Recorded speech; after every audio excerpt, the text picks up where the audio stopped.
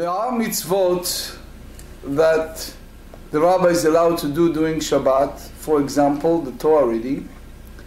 There are mitzvot the rabbi said you cannot do on Shabbat, such as using the arbat aminim nowadays, the 4 species, blowing the shofar. Can't do it on Shabbat. So, in our discussion today, we need to understand how come the rabbis differentiate between this. When and where and how they put a decree not to blow the shofar on Rosh Hashanah if it's occurred on Shabbat. When they make a decision, since we know already that they did it on the Beit HaMikdash in the Holy Temple in Jerusalem, when they stop that, the idea of matzah in the eve of the Seder, again, when it's occurred on Shabbat, do we allow that or not, and why? And general statement, the difference between mitzvot, that they are tzibur, that they are obligatory upon a public, versus mitzvot that it's yachid, meaning individual, have those obligations. So we are in Daf Membet Amud Bet, Gemarrah, page 42b, 3 lines from the bottom of the page. We learn in the Mishnah that when Shabbat occurred during Chol HaMoed, then they don't do Netilat Lulav in Beit HaMikdash. So the Gemarrah asks, Amai, why you cannot take the Arbat Aminim and do Netilat Lulav on Shabbat during the festival in Beit HaMikdash, Tiltul Be'almahu Velitchei Shabbat. There is a concept that we learn many times, it's called muktzeh, that's set aside. If something gets muktzeh mechamat gufo, which means it's set aside in advance because of its himself, which is, this is the lulav and etrog, we set it aside. So the question is, this should have the application in a sense also for Shabbat that occurred during the Chol HaMoed. So the Gemarrah said, Amar Rabba, Gzeira, Shema yitalenu biyado, ve'yelech etzel baki lilmod. So Rashi said, Ni'anu o birchato. So he goes to someone, an expert. He is not sure how to do it right. So he goes to someone who teaches him how to wave the Arbat Aminim, or how to make the bracha of Arbat Aminim. And therefore, that's the reason that they prohibited to carry the lulav on Shabbat that occurred during Chol HaMoed. The Pnei Yoshua said, Lav Davka, it's not necessarily for those reasons. And the whole idea is that you are not allowed to carry on Shabbat, Asur letaltel b'Shabbat, afilu ledvar mitzvah. You cannot carry on Shabbat, even for something that it's mitzvah. Now, this, not just here, they continue on page 43, ויעבירנו 400 ברשות הרבים. So the idea is that the person will take these 4 species and he carries it 4 cubit in a public domain, that's a violation of one of the 39 biblical prohibition on Shabbat. Rabbi add to that, v'hainu ta'ama de shofar v'hainu ta'ama de megillah. So that's applied not only to that, but also they prohibited shofar and megillah, which we are now on Shushan Purim, as well. So you have here 2 points. One, both Rashi and Tosfot say that sometimes a person stay in a place that it's neither Reshut Echid nor Reshut Rabim, but it's Carmelit. So over there, if it's Carmelit, he doesn't have the Isur Torah. There is another point that Rashi holds, but not Tosfot, that sometimes a person makes the Netilat Lulav at his home, and then he's going out to Reshut Rabim, to public domain. He thought originally to use it in his house, and then nimlach bedato, and then he changed his mind, and he decided to go out. So you may hold that he is patur, that he is exempt, because it's called akira l'shem yetziyah. He uprooted in order to take it out. Tosfot disagree with that. He said that anyway it's a rabbinic decree that why? Because he is afraid, he's not so sure how to do it. He is go before Baki, before someone who's erudite, familiar, and that's applied as well in the shofar. So they said, Yachei Yom Rishon Nami. So if you tell me that you are concerned about Shabbat Chol HaMoed, why are you not concerned at the first day of Sukkot that occurred on Shabbat? What's the difference? So they said, Rishon hatakinu lei Rabbanan beveito. It's already, remember we said at the end of the Mishnah that it was dangerous, it was balagan in the Beit HaMikdash. So the rabbis put in takana, and they doesn't want to have problems. They said that people should do it at their home. So it's a side note. Rabbi Yisrael Salante, Rabbi Yisrael of Salant, said something beautiful. He said, look, all this chashash, all this concern that a person may be carried in a public domain, it's called chashash rachok. This is something that it's very seldom, it's rare. It's not something that you concern that people really going to take this Megillah, this Abbat, meaning this shofar, and go and ask an expert to teach the person how to do it. This, take for example shofar, he said, it's rare that the person is not so sure how to blow the shofar and to do everything properly, and now on Shabbat he's going to carry it in the public domain and ask an expert to teach him how to blow the shofar properly. So he said, don't you think that the value of bitul satan, that by blowing the shofar for the entire nation of Israel have this capability to fight back, to abrogate, to expunge the other side, is the Satan, that should supersedes all this rare concern. And he said, that's exactly the point. Since there is a rare far concern, that himself is the merit, that's the zchut, that the nation of Israel are willing, muchanim levatel mitzvat shofar, they are willing to give away, in a way, mitzvah of blowing the shofar on Shabbat. That's by itself, it's a great zchut. Anyway, so they said,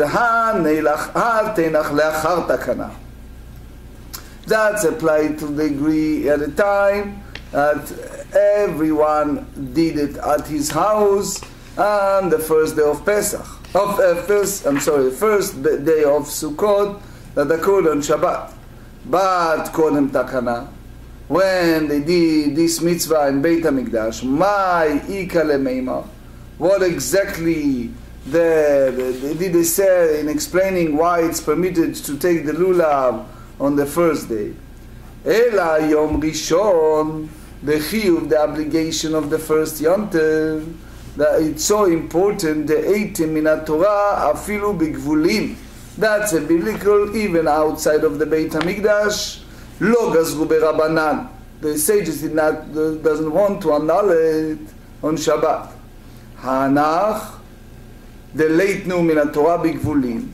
The others that doesn't have the obligation to do it outside, but only in Beit HaMikdash, gazru berabanan, that it's not override Shabbat, even in Beit HaMikdash. Why? Again, the idea that should not carry 4 cubits in the public domain.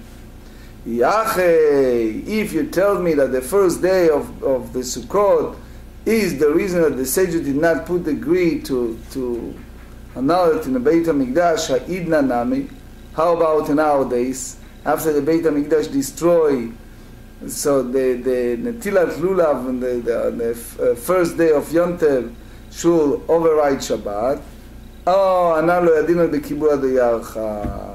We are the people who live out in Eretz Israel, or some say that the people in Eretz Israel they do not know for sure, since they have a bed din in Eretz Israel, that's one avenue.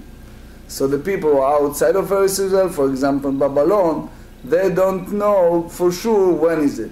So therefore, the first day of Sukkot, it's Yom Tov. So we cannot override Shabbat in order to fulfill the mitzvah of this lulav that day.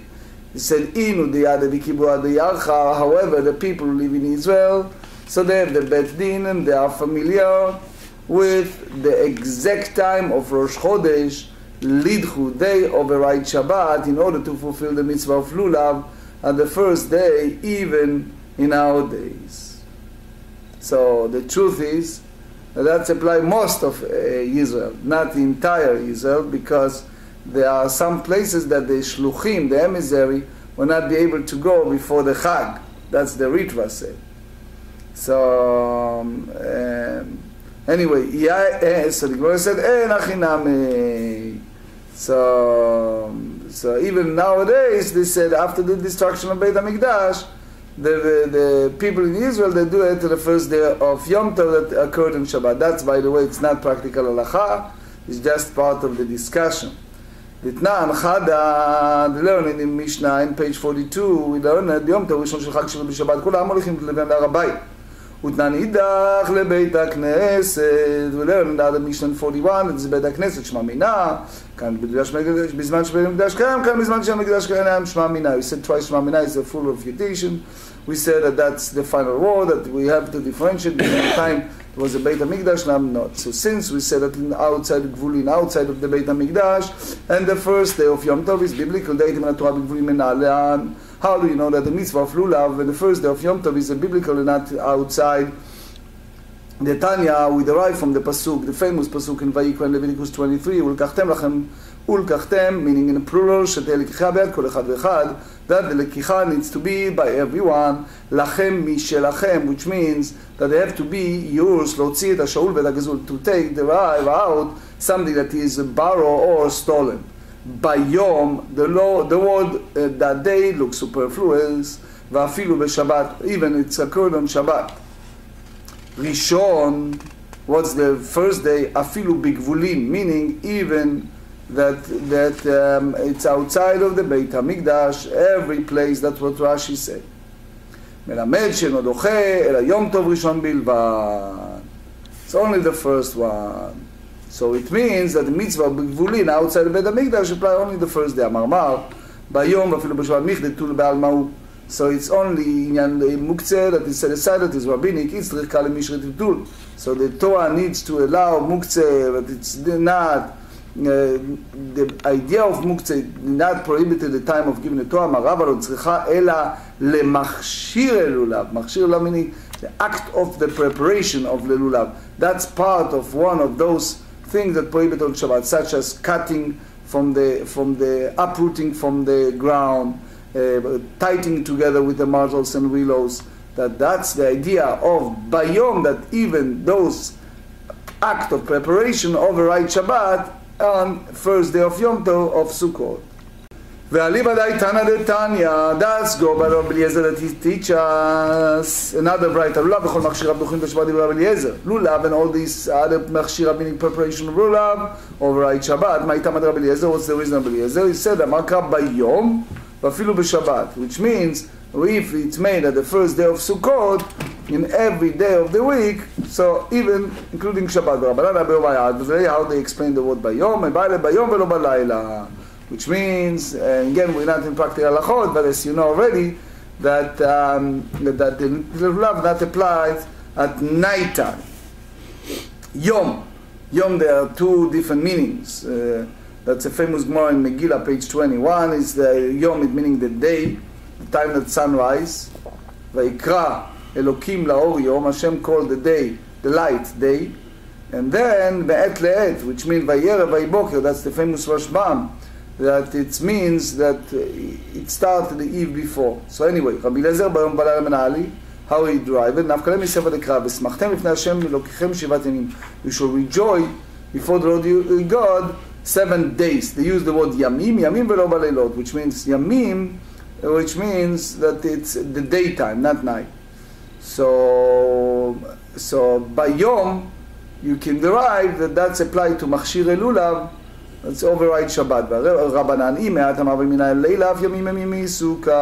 can learn an analogy, Zera Shavah, from the word Yamim Yamim from Sukkah, which means the same way as the Sukkah is the language of the days, Basukot Teshvu Shivat Yamim, so you derive for the Amal, Yamim Afilu Balelot, Avkan, Yamim Afilu Balelot.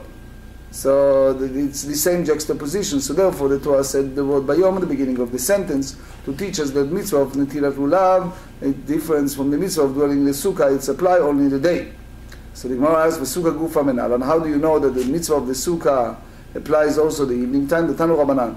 V'Sukkot Yishvu Yishvat Yamim, you shall dwell in the Sukkot 7 days, Yamim V'Afilu Lilot. So Ata Omer Yamim V'Afilu Lilot, or Eno Ela Yamim V'Lo Lilot, you may say that these days and at night, V'Dinu. We learn, they said in the Sukkah days and they said in Lulav days. So you can derive an analogy between the two, between the mitzvah of Lulav and the Sukkah. Yamim v'lulot, Avkan Yamim v'lulot. Or Klechal Dechzo, or you go the other way, they said about the mitzvah of Aaron and his sons, they used the word Miluim. The Torah said in the book of Leviticus chapter 8, so you derive from that a juxtaposition between the Miluim to mitzvah of Sukkah. He said, Malalan Yamim, which means all the days, Vafilu Leilot, Avkan Yamim, Vafilu Leilot. So this Gemarrah said, Nir'eh lemi domeh. Who, from these two mitzvot, Lulav and Miluim, it's the same, the mitzvah of Sukkah, Dani, Davar me mitzvato kol hayom, which means you learn from something that the mitzvah is the entire day, which is Sukkah. It's not just certain part of the day. Midavar shemitzvato kol hayom, which is the Miluim, again apply all day. Val yocher davar shemitzvato sha'ah achad, because Lulav it's only part. You lift it up for a second, and then you fulfill the mitzvah.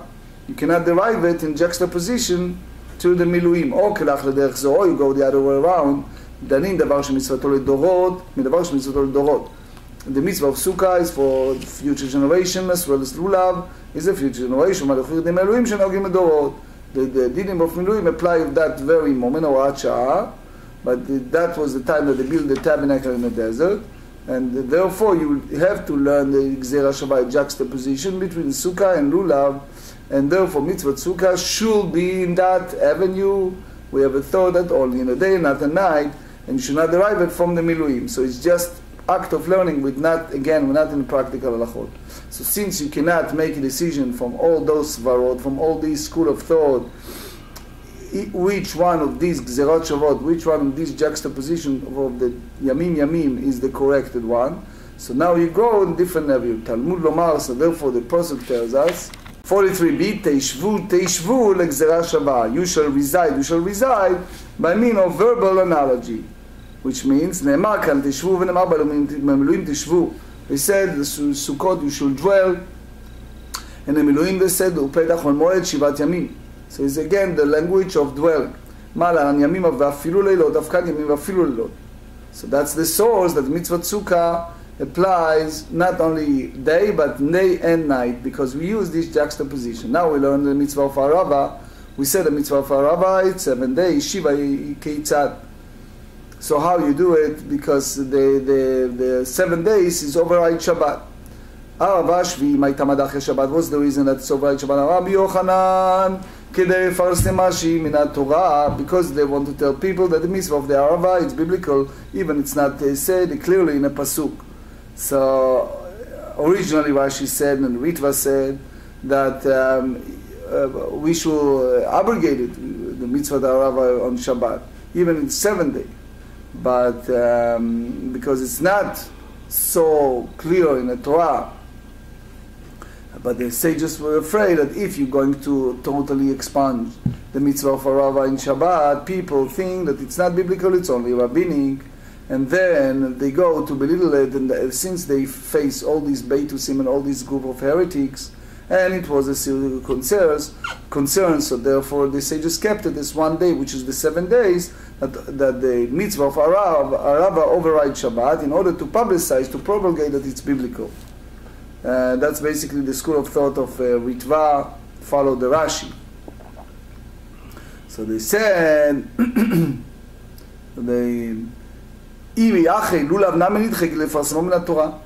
so you go by that scroll, so you say that the lulav is also, it's not really 100% clear from the text.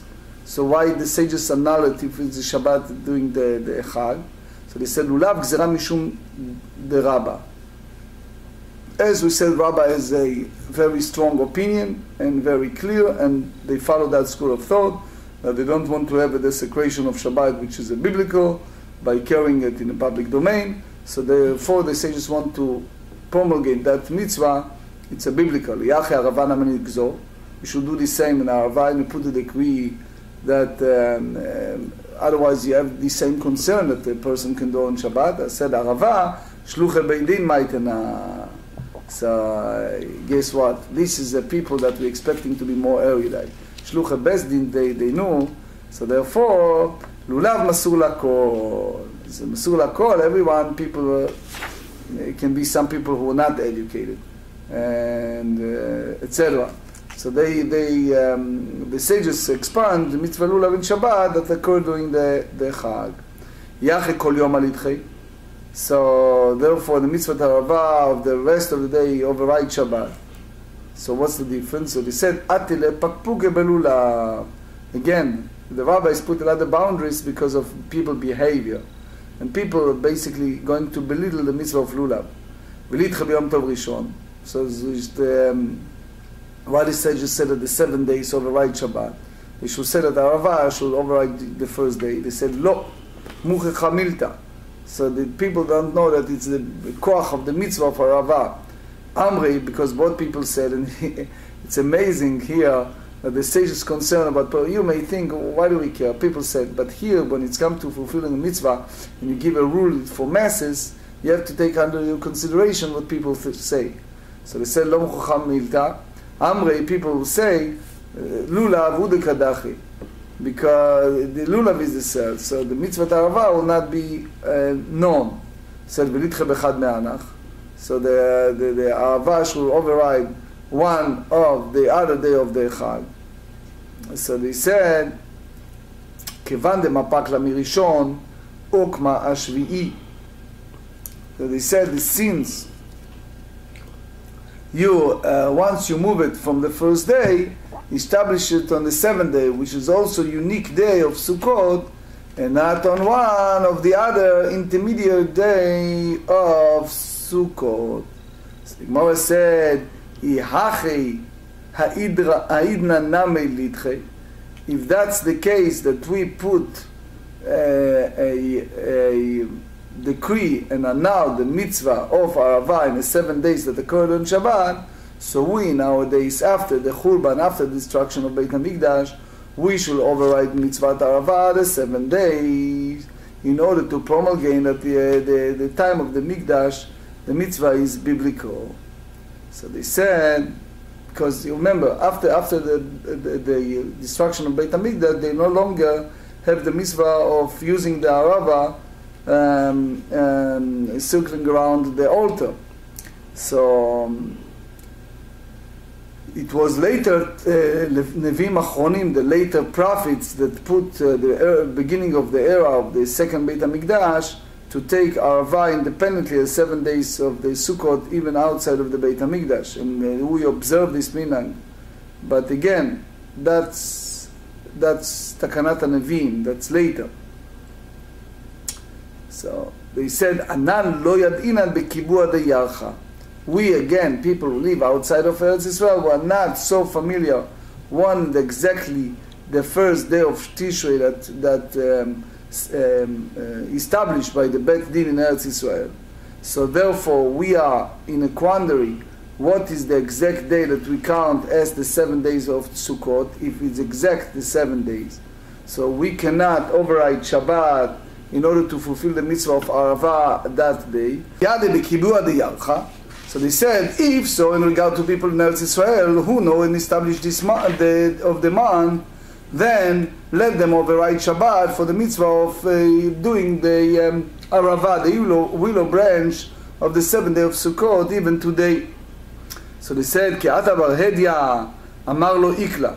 when Bar Hedia came from Eretz Yisrael to Babylon, he said it never happened that the 7th day of Sukkot occurred in Shabbat in nowadays, because when the Beit Din in Eretz Yisrael see or foresee in advance that according to the account that these 7 days is about to occur on Shabbat, they transfer the month of Elul or any other month before that, and they make it 30 days in order to make sure that the festival of Sukkot postponed in 1 day, and the 7th day occurred on Sunday. So it means the whole discussion over Shabbat in the 7 days in order to fulfill the mitzvah of waving the willows in our days is not a practical mitzvah. קריאת ערבים וכל נכותי אמרי. So the Ravin came from Israel to Babylon and many other Amoraim that made. So the Rav Shua Gaon said it wasn't just people who came, the people who ran away from persecution. It wasn't just they went there. So they said Amrei ikla velo dache. So it happened, and the mitzvah of Netilat Arava, the waving the willows, not override Shabbat. Ve'ela kashya. So now we go back to the question. So why the mitzvah of Arava override Shabbat even nowadays? Rav Yosef Malei Malan the Arava bintila dilma bizkifa. You may think that it's not applied to the taking the Arava, the Kohanim, and wave them, and then they go around the altar and they carry it. It said Dilma bizkifa. Maybe they take the branches upright against the altar. Since it's no altar today, the mitzvah does not override Shabbat. Eiti ve'Abaye asked a question from the Mishnah, Lula v'Arava, Shisha v'Shiva. The mitzvah of Lula v'Arava apply in the Beit HaMikdash the 6th day and the 7th days. My love, how do you learn from comparing these two mitzvot one to another? Kel lulav, ma lulav bentila, farava bentila. And not to take it upright. Mi de'iri ahakili ikite ahakil de'ite. Which means the Mishnah compare between lulav and arava only in regards to the amount of day in a festival. But in order to fulfill the mitzvah properly, it's different. Mitzvah lulav applies only in netilah. Mitzvah arava, it's to take it upright, bizkifa. So Abaye, since he challenged again what Rav Yosef said, Abaye, Eiti ve'Abaye. Now this is something that we're going to learn, Mishnah, page 45. In the Mishnah dealing with the mitzvah of willow, mitzvah of arava. Bechol yom, every single day of the festival of Sukkot, makifin et hamizbeach pa'am achat. They circle around the altar one time. But Ayom, the 7th day, it's different. They do it 7 times. So they said 7 times. So Rashi tells us, and the other Meforshim said that there's 2 options. What does that mean when you're saying circling 7 times? Which means you just put items or you put the aravot. But anyway, my love, what the Mishnah meant that they circle around ba'arava. That's what they carry, the willows in the hands. Said lo balula, which means after they put the upright the willows around the altar, the Kohanim, Rashi said, carries the lulavim around and go around those upright willows. So that's the order.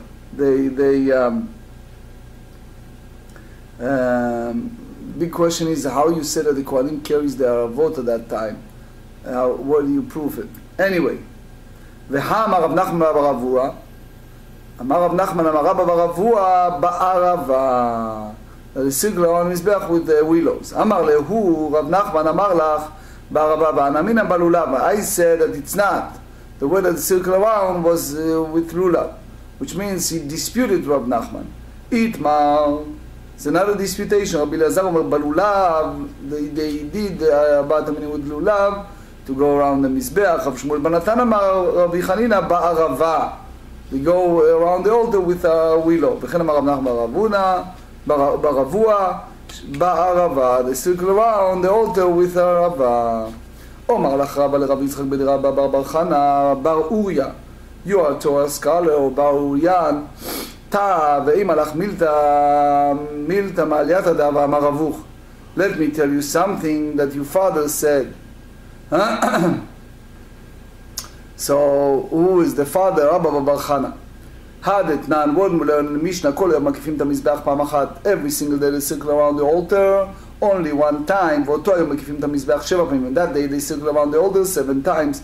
הכי אמר רבוך, בשמי דרבי אלעזר, that's what your father said in the name of Rabbi Elazar.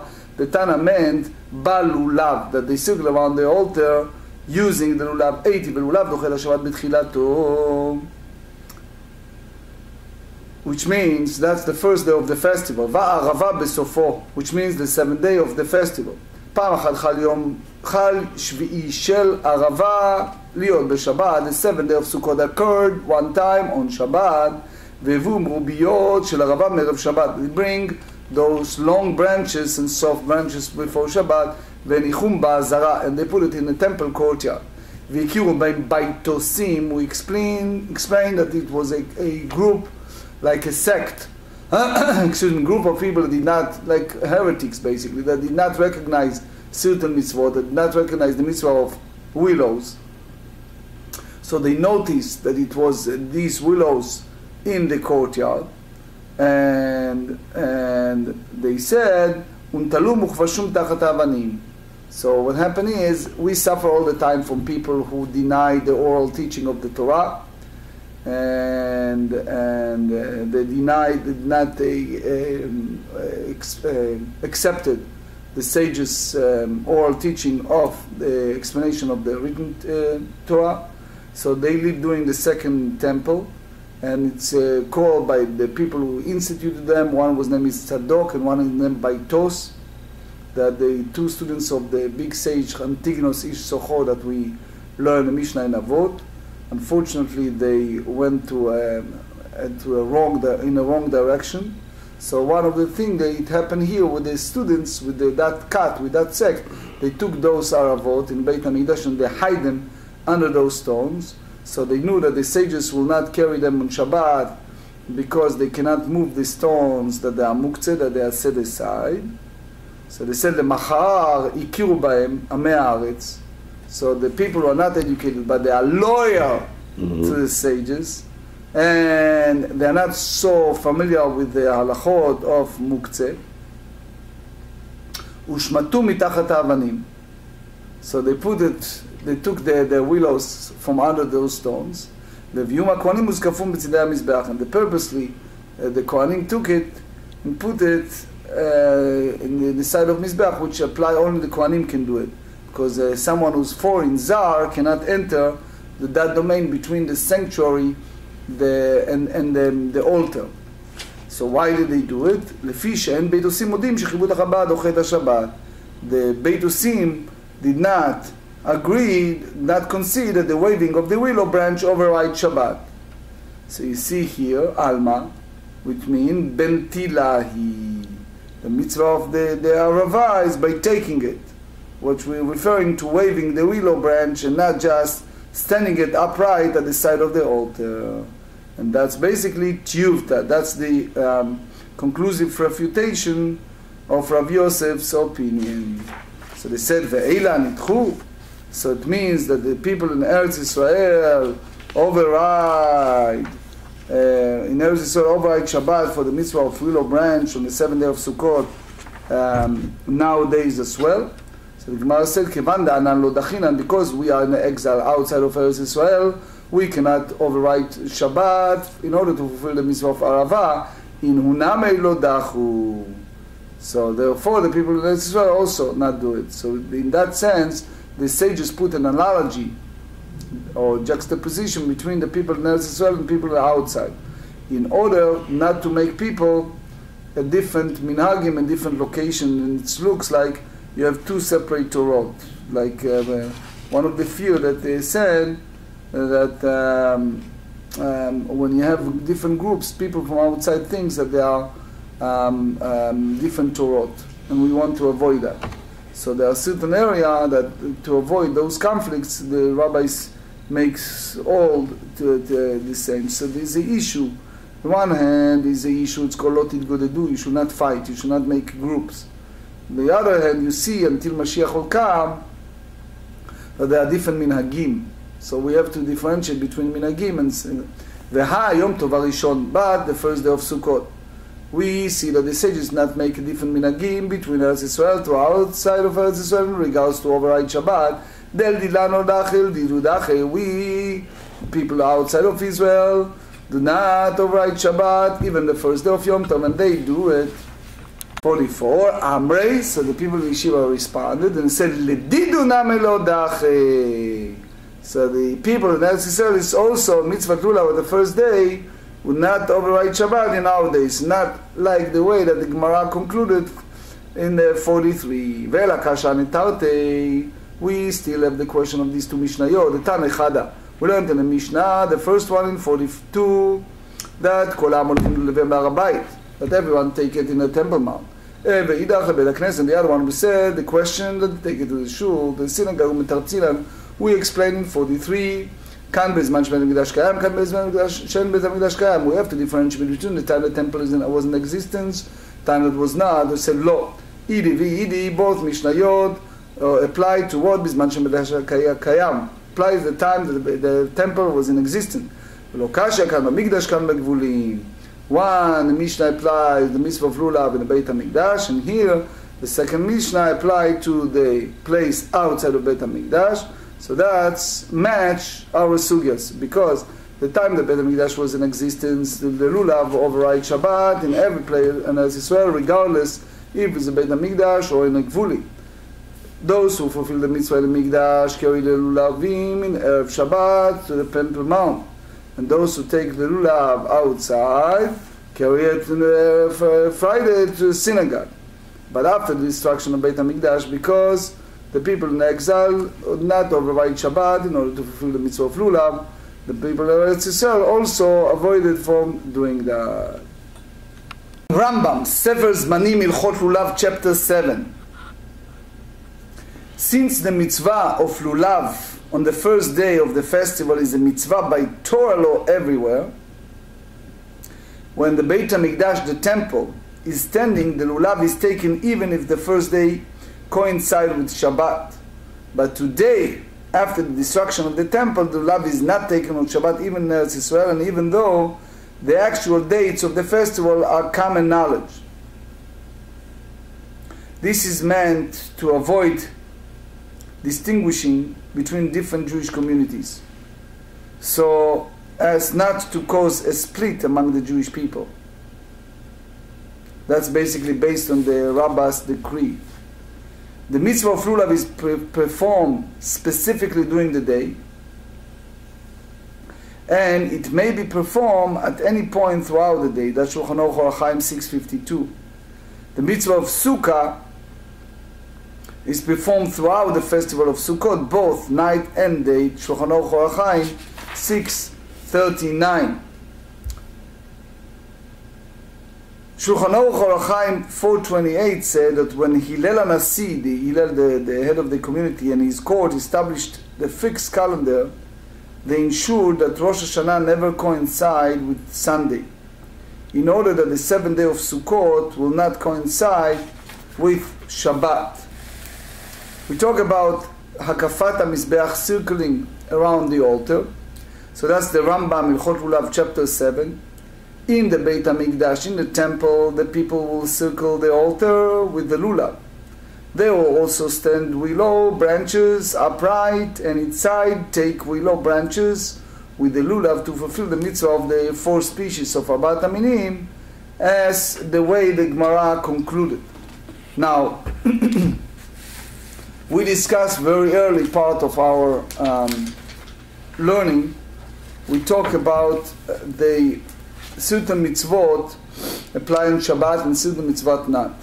So we explained in the Gemara that the sages annulled the mitzvah of Tkiyat Shofar on Rosh Hashanah when it's occurred on Shabbat, and mitzvah of lulav if it's occurred on Shabbat and Sukkot, because when a person is not so familiar to do it, he may carry the shofar or the lulav to a reshut rabim, to a public domain, in order to go before someone who is familiar, who is erudite to teaching, and then he will be in violation of melachat hotza'ah, the prohibition of carries, because he cannot carry 4 cubits in a public domain.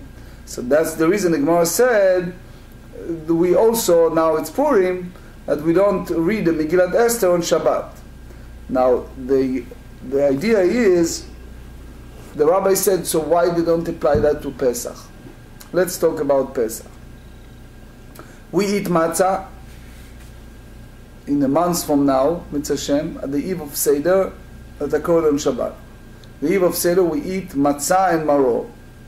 Why the sages were not concerned that maybe a person carry them 4 cubits in a public domain in order for someone who's chacham, who is familiar to teaching. So why is not the same as shofar, lulav, and Megillat Esther? So there are those who said that the shiur, the measure of matzah, is not kotevet, it's kezait. So even he carries the matzah, it's only Isu de Rabbanon, it's only rabbinic, it's not biblical. Also another reason, it's because the whole idea of those mitzvot apply during the day. Megillat Esther, during the day, the essence of the mitzvah.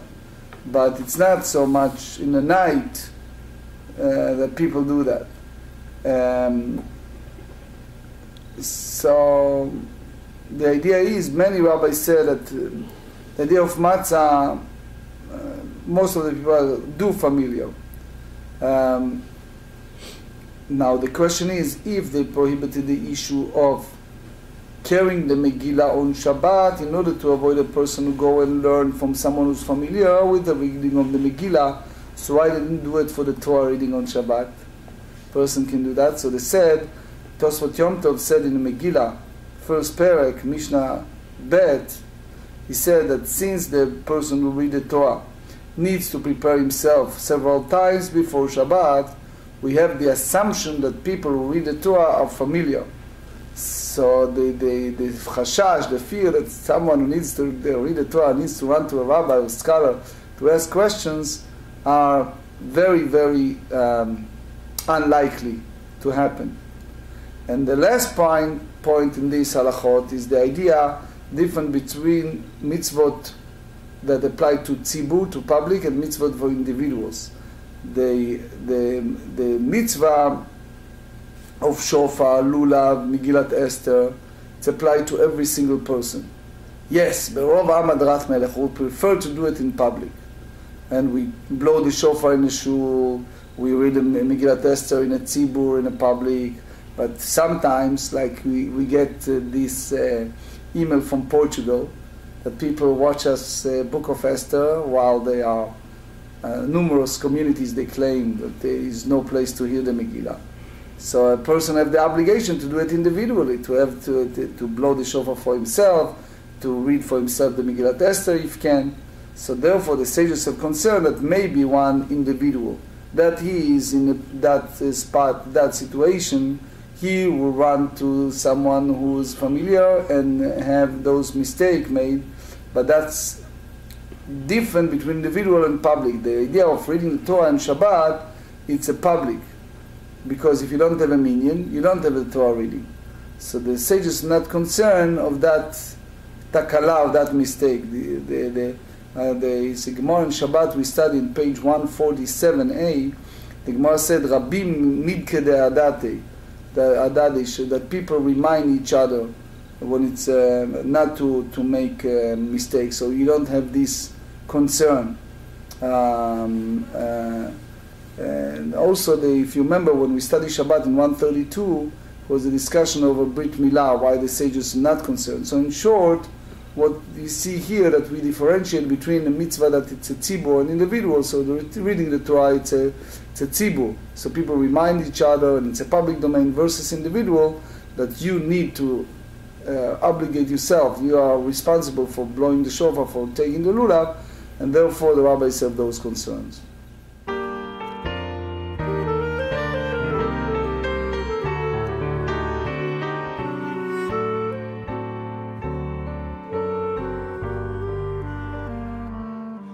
ויחם לשולוים מלאכי השולוים מלאכי